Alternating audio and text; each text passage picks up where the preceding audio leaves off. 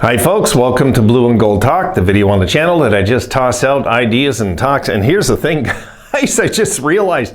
So I'm like, Blue and Gold Talk, I had a clip there and I look at it and it was in the last video that I did when I talked about what that fan said about that proposed trade to get Hellebuyck for one season. But I do want to touch on Hellebuyck and a few things. So I'm just going to close out my video and I don't really know what I'm going to say, guys. I'll just think and talk, okay?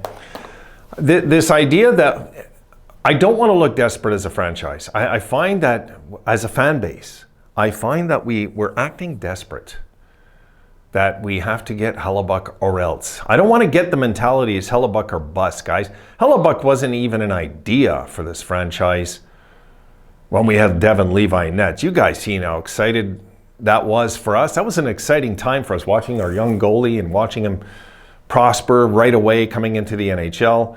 And I don't want to get the mentality like many hockey franchises have, that you have to get another goalie to guide Devon Levi 100%. Devon Levi's a leader. He's a born leader. You can tell.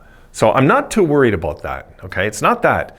I just think the stability is what I'm looking for. Yes, I would like to get a veteran goalie. I don't want to get a washed up one. We're not going to strike gold twice like we did with Anderson for a few years. And I know Anderson, look, he didn't give us, like Vezina numbers, but my goodness, he gave us his heart and soul for a few years, this guy. He really did. He gave us the best he could at his age, and he brought in a positive change in that dressing room, as well as guys like Okposo and Girgensons and those guys. Kudos to those veterans that came in and made sure that the mentality of that dressing room changed. So, that's something, I guess, guys, the culture. The culture of the team has changed, right? This is something I like to talk about because I'm really proud of what they've accomplished. And I got my videos to prove it. So, I got the proof that I believed the culture was going to change here. I did. And people say, why did you? Honestly, why? Is because that's just the nature of sports, guys. It's a revolving door. I've learned that over the years of watching the Expos and the Sabres and the Blue Bombers in the CFL and my 49ers in the NFL. It's a revolving door. And what happens is every once in a while, you'll hit an era like the Bills have again. Right now, the Bills have an era where they could win a Super Bowl. I don't care how they finished last season. That doesn't matter. They just got to fix that and go on this year, and they could do it again. I was worried KC would, and they did, but... So I look at it like it's a revolving door. Good times and bad times come in sports. As a sports fan, you're going to have good times and bad times. I've seen the Sabres make the finals in '75, and I never seen the French Connection get there again. And then I seen them with this guy named Dominik Hasek in '99 get there one more time. And I figure, guys, we're just about due for another deep playoff run. And not because I'm a fan, but because that's how sports works. It just does. Look at the Panthers. Guys, they didn't win a first round till last year, since 1996. They finally beat Washington last year and struggled to do it, but they won a first round last year for the first time, folks, since 96. So how long is that? Think about it. It took them 26 years without a playoff victory, and now they're the talk of the league. They're the talk of the league now. And that's what happens in sports. When the Sabres get in, I guarantee you there'll be tons of fans rooting for us, and it's just the way they are. All these people that said we're a shit show and we're garbage and we're the dumbest organization in the history of sports, all of those fans will be cheering for us if we got into a deep playoff run. All of us. That losing wins fans over eventually when it comes to who they're going to root for. It's selective for all fans. I chose to root for Florida. Almost from the start. Florida and New Jersey were the two teams I was rooting for, because New Jersey, I like. If I probably would have had a choice and it was the Final Four, I might have cheered for Florida to beat New Jersey. I might have. To be honest, I think I would have, because Florida's never won a cup. The only reason, because I like that New Jersey team and I like Lindy. So I would have had a hard time to, you know what I mean? It would have been hard to root. I probably just would have watched it and cheered whoever's winning kind of thing, and cheer on whoever wins the series to win the cup. And in the West, I was cheering for Connor McDavid, of course. I want to see McDavid get to the finals and see what happens.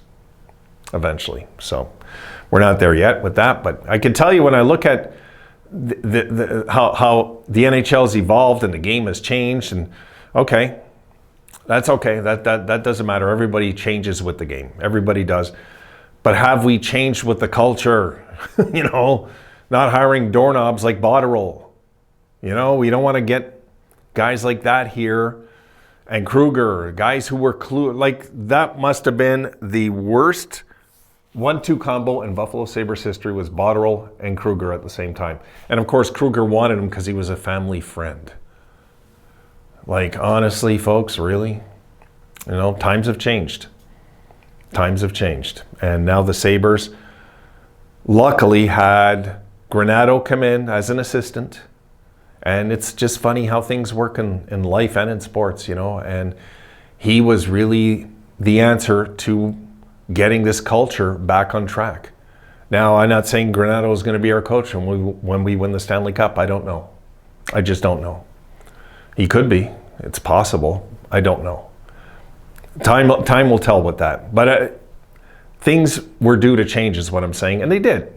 And they did. And once things change, guys, one thing I want to throw out there, it could change back to being bad again. So we better enjoy what we have and stop thinking we deserve more and more and more. Because Sabres fans, I find, are impatient and they all suffer from the disease of more. Instead of just being patient and saying, okay, let's see what happens this year.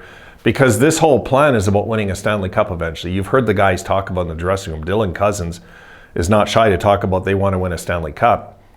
This is what it's about. The path there is the path. The path along the way, the yellow brick road to the Stanley Cup, folks. Are we going to get there? And are we going to get there sooner than later? I think we're going to. If we're patient, if we start guys going and getting 36, 37, and 38-year-olds to fix this team, forget it. Forget it. No cup. It's not happening. We're going to waste time that we could be developing youth instead of putting those guys in those spots. And that's going to hurt this franchise in the long run, no matter what. And I just hope we don't go that route for too long, because this year I don't want to keep all our older guys. To be honest, I hope we move on from Girgensons. If we're keeping Okposo, then please move one of the two, because, you know, we have to bring Kulich up. That's 100% for sure. And Savoy, I'm like 75-25 with it. That's where I'm kind of at with that. And I think if we do that, we're going to be fine. But this path to the cup, guys, is going to be one where, that's why I was saying in the last video, we got to keep our sense of humor along the way, because there's going to be some nights, my God, that we look terrible this year. We're going to see some nights where we just look at that game where we let in 10 to Dallas. You guys know what a long night that was. Is there another night like that? Hopefully not. But I mean, you never know when a team's growing and we're, you know, what kind of dimension they're going to take on year to year. There's no way to know. What if we hit a spell this year where we lose 2 out of 20? What if we start the season, and this is a long shot, but what if we started 16-2-2? You know what's going to happen? You know what's going to happen? Sabres fans are going to say, we got the cup. And they're going to forget we're in October, November. They're going to forget this. And then by the end of the year, when we're playing 500 hockey and we're a playoff team, and then we struggled in the first round, they're going to look back to those days and say, yeah, but, and all that is a sign of things to come for me. Maybe 3 years from now, that's what our team looks like in the playoffs, what we did this October, November. In 2-3 years from now, that might be how we look. That's kind of how I handle that now. Really, it is. I'm excited for this year, guys. I am very excited for this season. But at the same time, I don't want to get too caught up in just the glamour of, oh my goodness, well, you know, this is the year we're making the playoffs. I don't even want to say that, guys. I don't even want to talk about playoffs yet. Not yet. No. We could take a step backwards. This is a young team. A step backwards could happen. Now, will it happen? Probably not. But could it happen? Yes. Only because they're young. No other reason. Because it's a young team. And I'm like uptight about who we're going to get. Hey, this off season is so important. And I don't think Adams is going to be quiet. I think he's going to be aggressive. I do. So we'll see July 1st what goes down, because I'm sure they've targeted some players. There has to be some target. You see how we're in on Hellebuyck all of a sudden. But is he the answer? The complete answer? No. No. No, not if we got to give up a boatload to get him and we only have him for 1 year. What kind of answer is that? That doesn't make any sense.